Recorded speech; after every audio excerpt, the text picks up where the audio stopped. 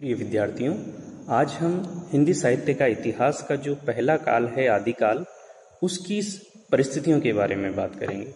जैसा कि आप जानते हैं कि किसी भी काल का जो साहित्य है वो उस काल की राजनीतिक, सामाजिक, धार्मिक, सांस्कृतिक जो परिस्थितियां हैं उन्हीं का ही दिग्दर्शन कराता है और उस काल की जो परिस्थितियां हैं उनका उस काल के साहित्य को निर्मित करने में अपना योगदान होता है। तो जैसा कि हम बात कर रहे थे आदिकाल की परिस्थितियों की, तो आदिकाल की परिस्थितियों पर हम जब दृष्टिपात करते हैं तो सबसे पहले सामने बात आती है राजनीतिक परिस्थितियां। राजनीतिक परिस्थितियों की दृष्टि से जब आदिकाल का हम अध्ययन करते हैं तो पाते हैं कि आदिकाल का जो समय है विक्रमी संवत 1050 से लेकर के 1375 ईस्वी तक हम आदिकाल की समय सीमा स्वीकार करते हैं।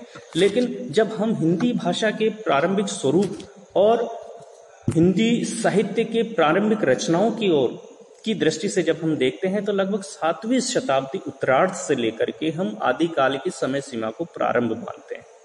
और ये जो समय है, ये समय राजनीतिक दृष्टि से जब हम देखें, ऐतिहासिक दृष्टि से जब हम देखते हैं तो ये वो समय था जब भारत पर एक केंद्रीय सत्ता सम्राट हर्षवर्धन के द्वारा जो स्थापित थी उसका पतन होना प्रारंभ हो चुका था।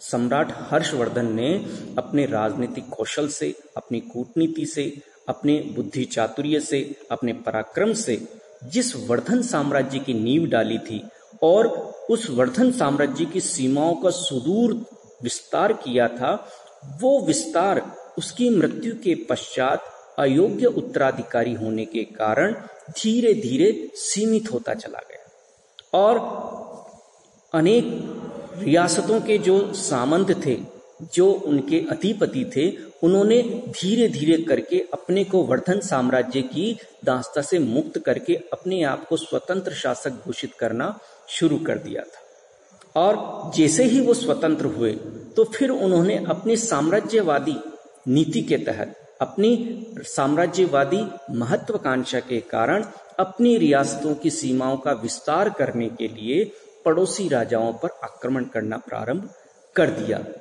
तो इस प्रकार से राजनीतिक महत्वाकांक्षा के कारण भारत, जो कि वर्धन साम्राज्य के पतन के बाद अनेक रियासतों में बढ़ चुका था, वो रियासतें अपनी अपनी सीमाओं के विस्तार के लिए परस्पर युद्धरत होने लगी, जिसका परिणाम चारों ओर युद्ध का उन्माद, अशांति, अराजकता, राजनीतिक अस्थिरता ही चारों तरफ दिखाई दे रही थी। दूसरी ओर इस काल में हम देखते हैं कि 9वीं शताब्दी से लेकर के 11वीं शताब्दी तक लगभग एक एक करके पश्चिमोत्तर सीमा से भारत में विदेशी हमले हुए। पहले मोहम्मद बिन कासिम, फिर उसके बाद महमूद गजनवी, फिर मोहम्मद गोरी। तो एक एक करके पश्चिमोत्तर सीमा से ये जो आक्रमणकारी थे, ये जो विदेशी हमलावर थे, इन्होंने भारतीय सीमाओं में काफी अंदर तक घुस करके यहाँ की राजनीतिक सत्ता को चुनौती दी। साथ ही साथ यहाँ के सामाजिक ताने बाने को, यहाँ के धार्मिक जो मतांतर थे, धार्मिक विश्वास थे, उन सबको भी काफी हद तक प्रभावित किया था। इस प्रकार से हम देखते हैं कि आदिकाल का जब हम राजनीतिक परिस्थितियों की चर्चा करते हैं तो भारत में चारों तरफ राजनीतिक एकता का अभाव दिखाई देता है। चारों तरफ राजनीतिक अस्थिरता, अशांति, असुरक्षा, एक आतंक का माहौल चारों ओर दिखाई देता है। और इसी वातावरण में एक और छोटी रियासतों के राजा अपनी सीमाओं के विस्तार के लिए लड़ रहे थे, दूसरी ओर राजपूत शासक जो थे वो उनमें निज भूमि के लिए, अपनी राज्य के लिए अपना सर्वस्व न्यौछावर कर देने की जो प्रेरणा है, जो भावना है, वो चरम पर थी। तो इन परिस्थितियों ने ही आदिकाल के साहित्य को निर्मित करने में बड़ा योगदान दिया।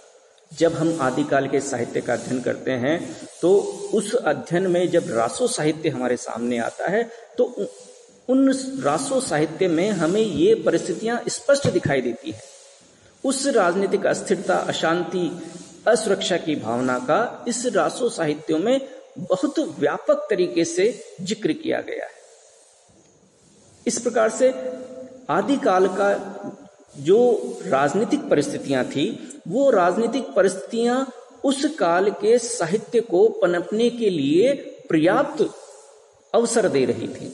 दूसरी तरफ जब हम बात करते हैं सामाजिक परिस्थितियों की, तो सामाजिक परिस्थितियों की दृष्टि से जब हम आदिकालीन साहित्य का अध्ययन करते हैं तो पाते हैं कि आदिकाल में जो समाज था वो पौराणिक वैदिक धर्म की मान्यता के अनुसार जो 4 वर्ण थे, ब्राह्मण, वैश्य, क्षत्रिय और शूद्र, इनमें विभाजित था।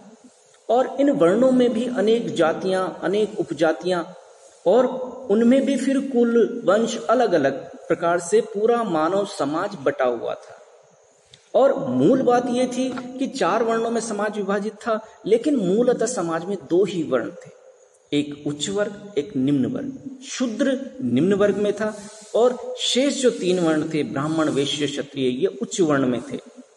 और एक बार जिस व्यक्ति ने जिस वर्ण में जन्म ले लिया, वो फिर उससे उस वर्ण को, उस वर्ग से मुक्ति प्राप्त नहीं कर सकता। समाज का जो उच्च वर्ग है वो निम्न वर्ग को अपने सेवा के लिए, अपनी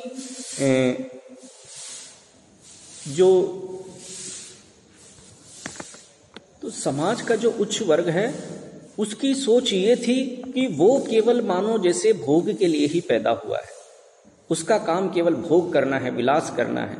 और जो निम्न वर्ग है उसका काम केवल श्रम करना है, उच्च वर्ग की सेवा करना है। तो समाज में ये जो भावना थी ये काफी गहरे तक बैठ चुकी थी, जिसके कारण उच्च वर्ग और निम्न वर्ग के लोगों के बीच में परस्पर वैमनस्यता का वातावरण बन चुका था। समाज में एक परस्पर सौहार्द की जो भावना होनी चाहिए उसका नितांत अभाव था। समाज में नारी की दशा बड़ी शोचनीय थी। नारी को केवल भोग विलास की वस्तु माना जाता था और उसके लिए युद्ध भी होते थे। जैसा कि हम आदिकालीन साहित्य को देखते हैं तो रासो साहित्य जितने भी हैं उनमें कहीं ना कहीं जो युद्ध का जो केंद्र है वो नारी ही रही है। तो नारी के लिए युद्ध भी हो जाते थे और नारी को केवल भोग विलास की वस्तु समझा जाता था, क्रय विक्रय उसका किया जाता था, जिसके कारण नारी समाज का जो आधा हिस्सा होती है, वो आधी आबादी जो है उसको उस काल की सामाजिक व्यवस्था ने बिल्कुल एक हाशिए पर खड़ा कर दिया था। तो आदिकाल में नारी की दशा बड़ी दयनीय थी और साथ ही साथ इस काल में युद्धों की आशंका के कारण, असुरक्षा की भावना के कारण समाज में बाल विवाह भी प्रचलन में आ गया था। राजपूतों में जो है वो सती प्रथा जैसी कुरीति का आगमन हो चुका था। सती प्रथा की कुरीति के आगमन के पीछे कहीं न कहीं इस्लामी शासकों के हमले भी थे और उन इस्लामी शासकों से अपनी स्त्रियों को बचाने के लिए, उनकी नारी सम्मान को बचाने के लिए राजपूतों में सती प्रथा का प्रचलन हो चुका था। और उस सती प्रथा के कारण नारी को न चाहते हुए भी जीवित ही चिता पर सती होना पड़ता था, जिसके कारण ये जो प्रथा है कालांतर में अपने उग्र रूप में हो चुकी थी।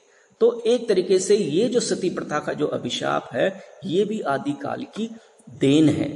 तो इस प्रकार से आदिकाल का जब हम सामाजिक दृष्टि से जब अध्ययन करते हैं तो आदिकाल में छुआछूत की भावना, अस्पृश्यता की भावना समाज में बहुत गहरे तक बैठ चुकी थी, जिसके कारण मानव का मानव से जो परस्पर सौहार्द का संबंध होता है वो छिन्न भिन्न हो चुका था।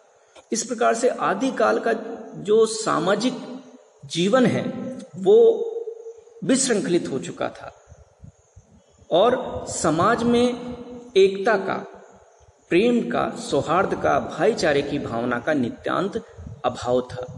वर्ण व्यवस्था में बटा हुआ समाज था, जातियों में बटा हुआ समाज था, जिसके कारण एकता का अभाव हमारे यहाँ था।